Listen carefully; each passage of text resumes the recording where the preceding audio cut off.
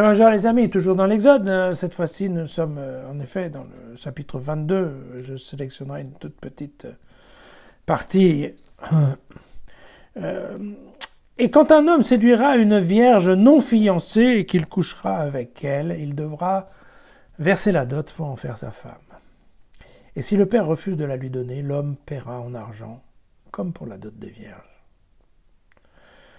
Une magicienne, tu ne la laisseras pas vivre. Qui couche avec une bête sera mis à mort. Et qui sacrifie au Dieu sera voué à l'interdit, sauf si c'est au Seigneur et à lui seul. Tu n'exploiteras ni l'opprimé, ni l'immigré, tu n'exploiteras ni n'opprimeras, l'émigré, car vous avez tous été des émigrés au pays d'Égypte. Et vous ne maltraiterez aucune veuve ni aucun orphelin. Si tu le maltraites, s'il crie vers moi, j'entendrai son cri. Ma colère s'enflammera et je vous tuerai par l'épée. Vos femmes seront veuves et vos fils orphelins. Voilà. Alors, ce qu'il faut comprendre là du premier paragraphe, parce qu'une fois de plus, c'est un texte qui se veut un peu positif, hein, c'est le fait que, parce que c'était une pratique assez courante, quand un homme désirait une femme,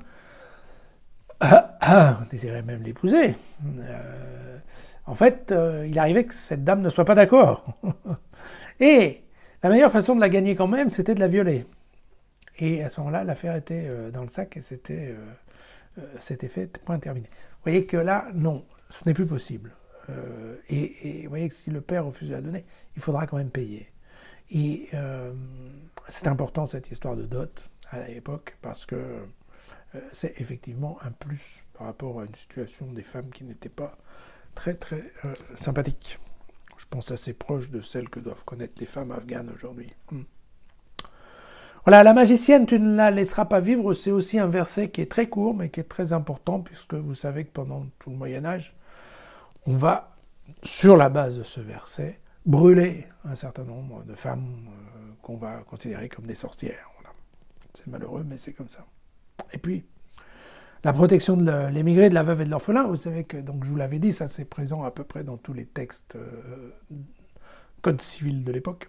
La différence, c'est qu'ici, c'est Dieu lui-même qui va se charger de l'application de cette partie-là, et donc qui passe au travers de cette juridiction, va devoir être confronté à la justice divine, à la colère divine. Donc on n'est pas en train de rigoler.